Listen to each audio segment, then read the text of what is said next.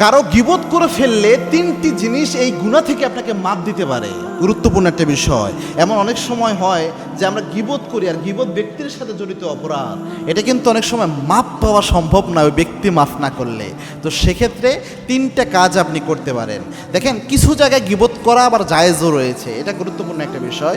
তবে এভারেজে একজন আপনার ভাই, তার দোষ ত্রুটিকে ঢেকে রাখাই আপনার দায়িত্ব।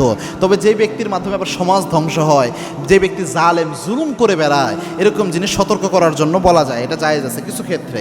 তবে যেই ব্যক্তি স্বাভাবিক একজন ভাইয়ের বা আপনার বোনের, মহিলাদের মধ্যে বিশেষ করে দেখা যায় দুইজন মা বোন এক জায়গায় হইলেই তৃতীয় জনের ব্যাপারে গীবত শুরু করে দেয়। কয় বললে তো গীবত হয়, না বললেও পারি না, এরকম করে গীবত করা মানে হালালাইজ করে আর কি, এভাবে গীবত করা শুরু করে দেয়। তো গীবত করলে কিভাবে মাপ পাইবেন, যেহেতু ব্যক্তির সাথে জড়িত অপরাধ। আর তার কাছে যায় যদি বলি যে এই গীবতটা তো আপনার করছি, তো সে মনে কষ্ট পাইতে পারে, যার কারণে অনেক সময় সম্ভব হয় না। এক নাম্বার শ্রেষ্ঠ হচ্ছে, আপনি প্রথমত শ্রেষ্ঠ হচ্ছে তার কাছে মাপ নেওয়া। এটা যদি সম্ভব না হয়, এক নাম্বার যেটা আপনি করবেন, যার সামনে ওই ব্যক্তির গীবত আপনি করেছেন, তার ওই ব্যক্তির সামনে যেয়েই আবার তার প্রশংসা করেন।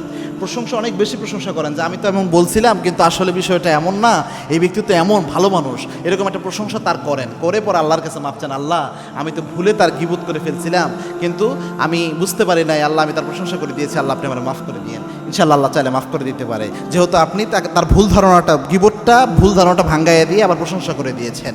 দুই নাম্বার হচ্ছে, আপনি কিছু সদকা করেন ওই ব্যক্তির সওয়াবের নিয়তে। যদি তারকে পাওয়া না যায় অথবা তার কাছে মাপ পাওয়া সম্ভব না হয়, তাহলে তার নিয়ত করে কিছু সদকা আপনি করেন, এবং এই সদকা করে আল্লাহর কাছে বলেন, আল্লাহ আমার ভাইয়ের গীবত আমি করে ফেলেছিলাম, আমার ওই বোনের আমি গীবত করে ফেলেছিলাম, আল্লাহ তার নিয়তে আমি কিছু সদকা করলাম, তার আমল নামে আপনি উঠাই দেন, আল্লাহ আপনি আমার মাফ করে দিয়েন। হতে পারে এটার বিনিময়ে কিয়ামতে আল্লাহ আপনাকে মাফ করে দিবে।